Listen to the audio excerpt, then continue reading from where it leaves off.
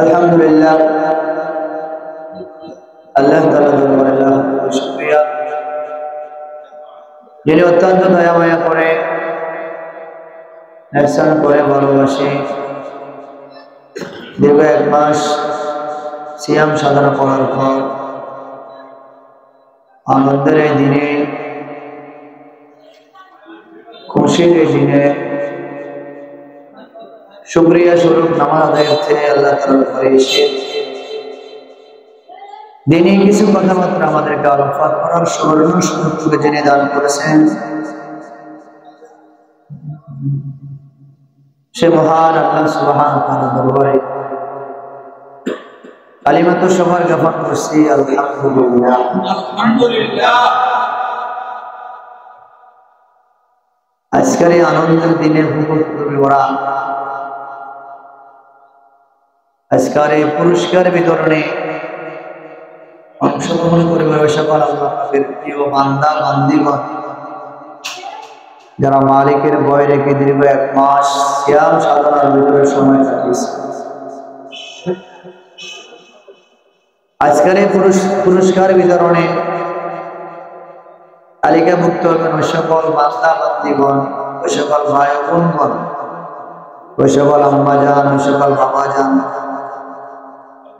ওই সকল প্রিয় কলিজার টুকরা যুবক, যারা আল্লাহ তাআলার ভয় রেখে, জাহান্নামের ভয় রেখে, জান্নাতের আশা রেখে দীর্ঘ প্রায় 1 মাসের মতো সিয়াম সাধনা করে আজ এই আনন্দের দিনে আল্লাহ পাক আমাদেরকে সমবেত হওয়ার তৌফিক দান করেছেন। আলহামদুলিল্লাহ আলহামদুলিল্লাহ। ভারাক্রান্ত হৃদয় নিয়ে বলতে হয়, আমরা বাংলাদেশে যারা আছি ঈদের কেনাকাটা নিয়ে ব্যস্ত, কাপড় চোপড় নিয়ে ব্যস্ত, ফিলিস্তিন কাপড় নিয়ে ব্যস্ত। ঈদ মানে হলো নতুন কাপড়, নতুন জামা পায়জামা, নতুন শাড়ি, নতুন জুতা, এটার নাম ঈদ নয়। এটা যদি ঈদ হতো তাহলে যাদের গায়ে আজ নতুন জামা উঠে নাই তাদের ঈদ হতো। আসল ঈদ হলো আল্লাহ তাআলা আমাদেরকে 1টি মাস সিয়াম সাধনা করার সুযোগ দিয়েছে, সে শুকরানা স্বরূপ শুকর আদায়ের চাওয়ার মালিকের রাকাত ওয়াজিব নামাজ দিয়েছেন বান্দাদের জন্য। এই আনন্দটা আল্লাহ পাক রব্বুল আলামিন ইবাদতের মধ্যে করে দিয়েছেন। ফিতরাতাল্লাহি ফাতারান নাস আলাইহা লা তাবদীলা লিখালকিল্লাহ যালিকা দ্বীনুল কাইয়্যিম। ইসলামের ভিতরে আনন্দ করতে আছে, ইসলামের ভিতরে সাজসজ্জাগুলি আছে, ইসলামের ভিতরে মজাক আছে। মজাকটা হতে হবে দিন শরীয়ত, আনন্দ উপভোগ হবে দিন শরীয়তের স্কেলে দিন। অন্যথায় আমার মন মতো করলে আমি সওয়াব থেকে বঞ্চিত হবে। যেমন ধরেন ফজরের নামাজ 4 রাকাত, 2 রাকাত সুন্নাত, 2 রাকাত ফরজ। এখন কোন আল্লাহর বান্দা যদি এই কথা বলে, ফজরের সময় একবার নিরিবিলি সময় ঘুম থেকে ওঠার পর নামাজ পড়া শুরু হয়, তেমন কোন ব্যস্ততা নাই, কাজ নাই, তাহলে আমি ব্যস্ততা নাই, কাজও নাই, আমি এখন আর 4 রাকাত পড়বো না, 12 রাকাত পড়বো। কেন আমি 12 রাকাত পড়বো? কারণ ওই যে ফজরের সময়টা একবার নিরিবিলি ঠান্ডা মনোরম পরিবেশ, ব্যক্তিগত যায় ঝামেলা নাই, তো এখন আমি একটু বেশি করে নামাজ পড়বো না। আর কেউ যদি বলে জোহর সময় বিভিন্ন ব্যস্ততা আছে, আমি 12 রাকাত পড়বো না, 4 রাকাত পড়বো, সেটাও হবে না। তাহলে বোঝা গেল কি দিন শরীয়তের স্কেল দিয়ে আমি চলবো। আল্লাহ পাক রব্বুল আলামিন আমার আপনার আখিরাতের জিন্দেগি সুন্দর করে দিবেন। শুধু তাই না, বরং আল্লাহ পাক রব্বুল আলামিন বান্দার জন্য যে জান্নাতের ওয়াদা করেছেন, সেই জান্নাত বান্দাকে আল্লাহ দিয়ে দিবেন। এজন্য প্রিয় ভাই ও বন্ধুগণ, আনন্দের এই দিন উপভোগ করবো এই সকাল আল্লাহর বান্দা বান্দিরা, যারা মালিকের ভয় রেখে সময়টুকুকে ভালো কাজে ব্যবহার করেছে, যাদের কাছে মালিকের কোনো ভয় নাই, এরা এদের নামাজ পড়বে কিন্তু মজা পাবে না। খাওয়ার ভিতরে বিভিন্ন আইটেমের মজা, হঠাৎ থেকে আল্লাহর বান্দা অসুস্থ, মিষ্টি খাওয়ার পর বলে মিষ্টি তিতা, বলে মিষ্টি তিতা নয় আপনার সমস্যা। না না, আমার সমস্যা নয়, সমস্যাটা আপনার অসুস্থ, জন্য মিষ্টি আপনার কাছে তিতা লাগে। মিষ্টি তিতা লাগার পিছনে ভিন্ন কারণ, আমার অসুস্থতার কারণে মিষ্টিটাও তিতা লাগে। ঈদের দিন আনন্দ ভোগ করবো না, এরা মালিকের ভয় রেখে আল্লাহর আদায় করেছে, ওরা ঈদের দিন মজা পাবে। বাকি এনাদের কাছে ঈদের দিনটা তিক্ত মনে হবে, কারণ ওরা আল্লাহ পাকের ভয় আদায় করে না। আল্লাহ তাআলা যখন বান্দাকে সৃষ্টি করার জন্য চাইলেন, ফেরেশতা থেকে পরামর্শ নাও, ফেরেশতার দল বলো আমি বান্দা বানাইতে চাই, বলে আদম আমি আল্লাহ বানাইতে চাই, একটু পরামর্শ দাও। ফেরেশতা আল্লাহ তাআলাকে ডাক দিয়ে বললেন, আল্লাহ দুনিয়াতে মারামারি করবে, কাটাকাটি করবে, হানাহানি করবে, আমরা ফেরেশতা আপনার ইবাদতের জন্য যথেষ্ট, অতএব দেখে আপনি বানাবেন না। আল্লাহ তাআলা বলেন, ফেরেশতার দল আমি আল্লাহ যা জানি তোমরা তা জানো না। এখন বাস্তবে দেখা যায় ভাই ভাইয়ের সাথে শত্রুতা, ভাই বোনের সাথে শত্রুতা, সন্তান বাবার সাথে কথা বলে না, বাবা সন্তানের সাথে কথা বলে না, ফ্যামিলিতে বিভিন্ন সমস্যা, বিভিন্ন জায়গায় ঝামেলা থাকে, রক্তপাত হয়, কাটাকাটি মারামারি, বিভিন্ন জায়গায় বড় বড় সমস্যা। দুনিয়ার ভিতরে থাকতে হলে সমস্যা মেনটেন করে চলতে হবে। আখিরাত নামক জগতের কথাটা বুঝতে হবে। ঈদ মানে আনন্দ, কারোর জন্য আনন্দ, কারোর জন্য ওয়াইদ, ওয়াইদ মানে ভয় ভীতি। ঈদ হলো আনন্দ, অন্যদিকে হলো ওয়াইদ মানে ভয় ভীতি। আনন্দ কারোর জন্য আনন্দ পাবে মুমিন প্রকৃত মুমিন যারা, তারা আনন্দ করবে। ভয় কারোর জন্য তারা মালিকের ভয় পায় না, এরা এখানে আসলে কারো বাড়িতে কোনো মেহমান বিনা দাওয়াতে গেলে যখন একটা অন্যরকম ফিলিংস থাকে, ভয়, কেউ জানে কি জিজ্ঞাসা করে, জিজ্ঞাসা করে কি দাওয়াত দেওয়া আছে, আজকে যারা আসবে এখানে মালিকের ভয় রেখে যারা আসবে, তারা তো আনন্দ চিনতে মাতহারা। আর যাদের ভিতরে মালিকের ভয় নাই, মালিক ভিতরে ঢুকবে আর ভয় কাজ করে যাবে, নামাজ পড়ে আমার মতো বড় কপাল কেউ নাই। হযরত জিবরাইল আলাইহিস সালাম আল্লাহর হাবিবুল আমিন, হযরত জিবরাইল আলাইহিস সালাম আল্লাহ পাকের হাবিব রাহমাতুল লিল আলামিন বলেন, আমার উম্মতের দল মাহে রমজান পায়া যে আল্লাহর বান্দা বান্দি নিজের গুনাহ খাতাগুলো মাফ করতে পারবে না, ও ব্যক্তির কপাল বড় খারাপ। এই কথা বলার পর আল্লাহ এইদিকে জিবরাইল আলাইহিস সালামের বদদুয়া, ওইদিকে আল্লাহর হাবিব রাহমাতুল লিল আলামিন আমিন বললেন। আমি আপনি এই দ্বারা কি বুঝলাম? এই কথা দ্বারা বুঝলাম যে যারা রমজান পায়াও নিজের গুনাহ খাতাগুলি ক্ষমা করতে পারলো না, মাহে রমজান পায়াও সেহরি ইফতারি তারাবি দিয়ে নিজের গুনাহ খাতাগুলি মাফ করতে পারলো না, কিয়ামতের ময়দানে যাওয়ার পর খালি হাত ছাড়া আর কিছু আসবে না। এক জুমা থেকে আরেক জুমা পর্যন্ত যদি কোনো আল্লাহর বান্দা নামাজ পড়ে, কত জুমা থেকে এই জুমা পর্যন্ত মাঝখানে গুনাহগুলি আল্লাহ ক্ষমা করে দেয়। এক রমজান থেকে আরেক রমজান পর্যন্ত বান্দা যখন অন্যায় করে, অপরাধ করে, গুনাহ করে, আল্লাহ পাক রব্বুল আলামিন বিগত রমজান থেকে এই রমজান পর্যন্ত গুনাহ খাতাগুলি ক্ষমা করে দেয়। এজন্য আব্বাজান জীবনে কতটুকু সফলতা অর্জন করেছে আপনি কবরে যাওয়ার পর বুঝতে পারবেন। আরে আমাদের সামনে কত মানুষ মারা যায়, কিছু মানুষের হালত দেখলে মনে ব্যক্তিটা মারাও যাবে না, মৃত্যুর চিন্তাও ব্যক্তির ভিতরে আসে না। এই ব্যক্তি মনে হয় কখনো কোনোদিন মৃত্যুবরণ করবে না, কবরও যাবে না, কারণ তার চলাফেরা দেখলে এমন হালত লাগে মনে হয় আল্লাহর বান্দার মৃত্যু আসবে না। সম্ভবত মালিকের সাথে কন্ট্যাক্ট করে আল্লাহ আমাদের কিয়ামতের সকাল পর্যন্ত সময় দিয়ে আমি আর নামাজ কালাম করবো না, জিকির আজকার করবো না, তাসবিহ তাহলিল করবো না। আল্লাহ তাআলা বলেন কদ আফলাহা মান তাযাক্কা ওয়া যাকারা ইসমা রাব্বিহি ফাসাল্লা বাল তু'থিরুনাল হায়াতাদ দুনিয়া ওয়াল আখিরাতু খায়রুন ওয়া আবকা ইন্না হাযা লাফিস সুহুফিল উলা সুহুফি ইব্রাহিম ওয়া মূসা।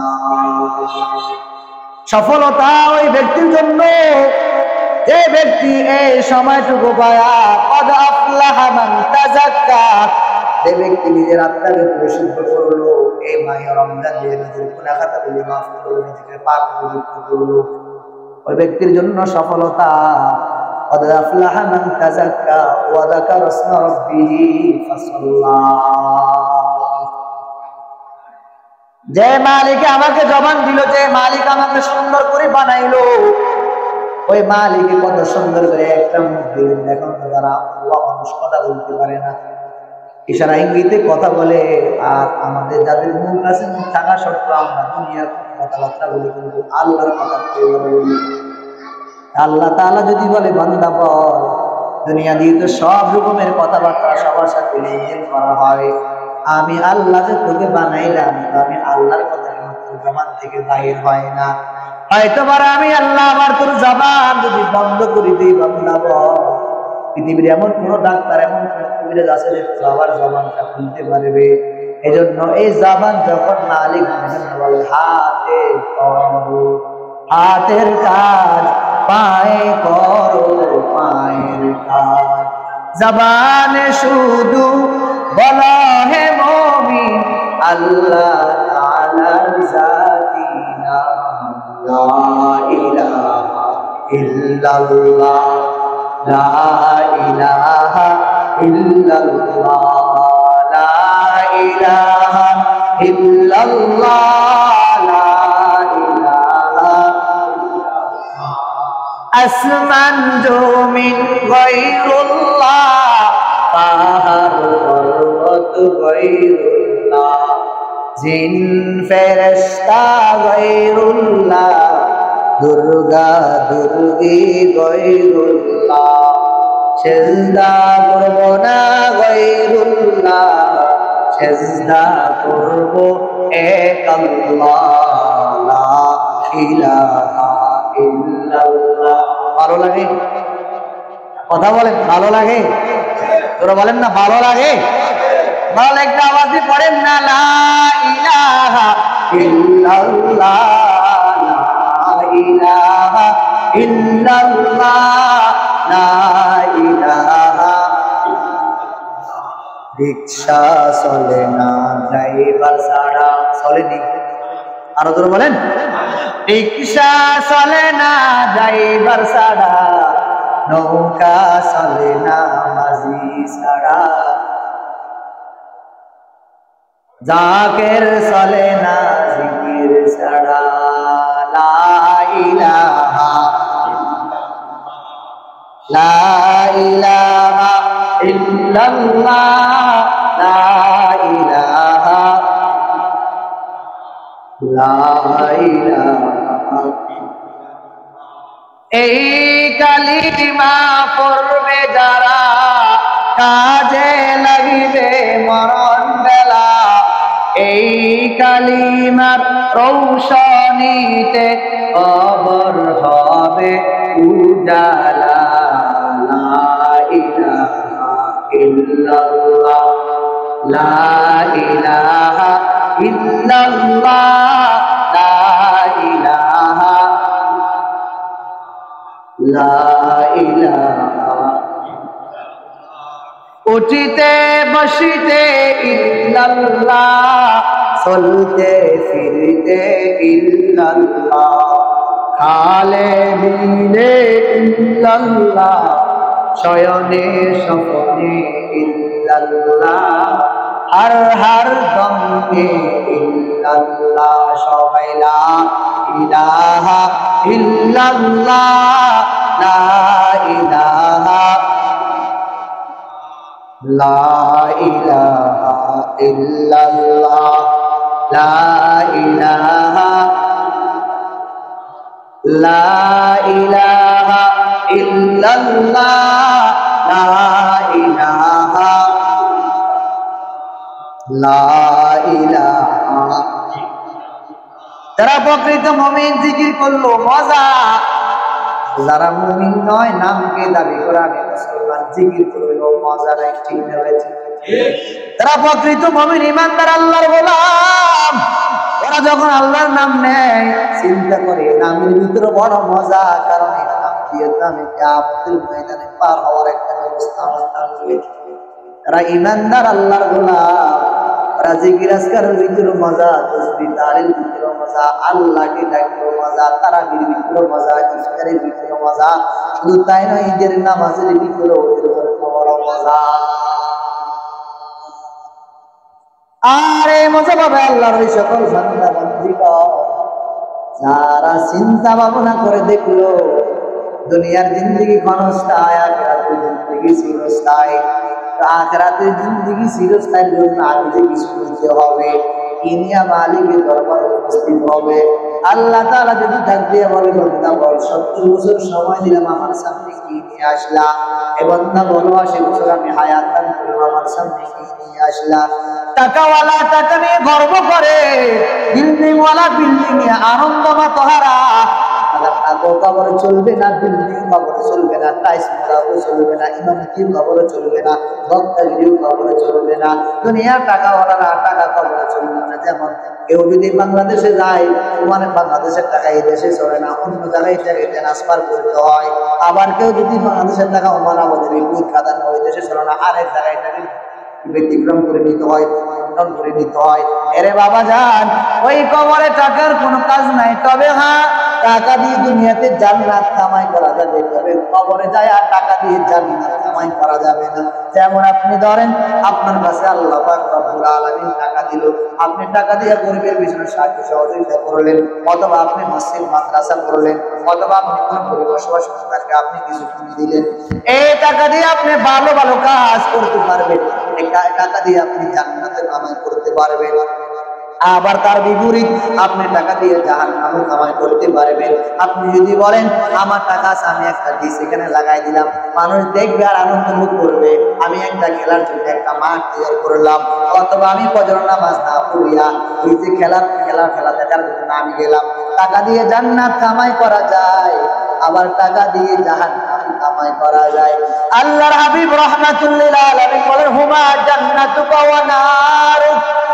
আমার উম্মতের দল, পিতামাতা তোমার জান্নাত, আবার পিতামাতা তোমার জাহান্নাম। পিতামাতা কেমনে জান্নাত হয়, আবার পিতামাতা কিভাবে আমার জাহান্নাম হয়। খেদমত করে নাও, পিতামাতা তোমার জন্য দোয়া করবে, আর পিতামাতার দোয়া দিয়ে অটোমেটিক মালিক তোমাকে জান্নাতিওয়ালা হিসাবে ঘোষণা করে দিবেন। উল্টা পাল্টা করবা, খেদমত করবা না, আব্বা আমার সাথে রাগ হয়ে কথা বলবা। আল্লাহ তাআলা বলেন ফালা তাকুল লাহুমা উফিন ওয়ালা তানহারহুমা ওয়াকুল লাহুমা কাওলান কারীমা। সন্তানের দল, আব্বা আম্মার সাথে বলবা না, ধাক্কা দিয়ে কথা বলবা না।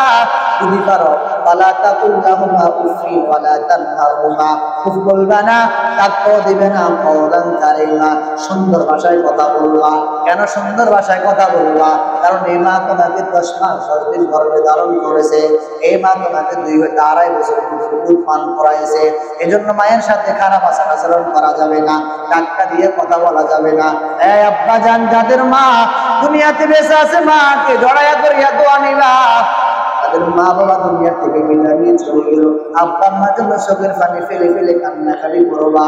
ও মালিক, আরো যদি আজকে আমার আব্বা দুনিয়াতে বেঁচে নাই, যদি বাবা দুনিয়াতে বেঁচে থাকতো, বাবার থেকে দোয়া নেওয়ার সুযোগ হইতো, বাবার সাথে মুসাফা করার সুযোগ হইতো, বাবার সাথে মুআনাকা করার আমার সুযোগ হতো। আজ আমার বাবা কবরে চলে গেল, বাবার জন্য একটু দোয়া করবা, যদি সুযোগ হয় নামাজের পরে একটু জিয়ারতের ব্যবস্থা করে নিবারে বাবা। কারণ তুমি যদি তোমার আব্বার জন্য জিয়ারত করো আর দোয়া করো, কান্নাকাটি করো, টিট ফর টেট কামাতা দিন, তুমি যদি তোমার আব্বার জন্য দান করো, আব্বার কবর জিয়ারত করো, মাথায় রাখবা তোমার সন্তান তোমার জন্য দান করবে, কবর জিয়ারত করবে, তোমার জন্য দোয়া করবে। কামাতা দিনু তো দানু, তুমি যেমনি করবা তোমার সন্তান তোমার জন্য ঠিক তেমনি করবে। ঠিক ফর টেট, যেমন কর্ম তেমন ফল, তুমি যেভাবে করবা তোমার সন্তানটাও সেইভাবে করবে। সন্তানাদির দল, আজ অনেক সন্তান বাবা হারা মা হারা। এই মা থাকলে দুনিয়াতে কত কিছু মা আমার থেকে আজ মা নাই দুনিয়াতে, মায়ের জন্য তার কবর উপরে কিছু রাখার কোনো ব্যবস্থা নাই।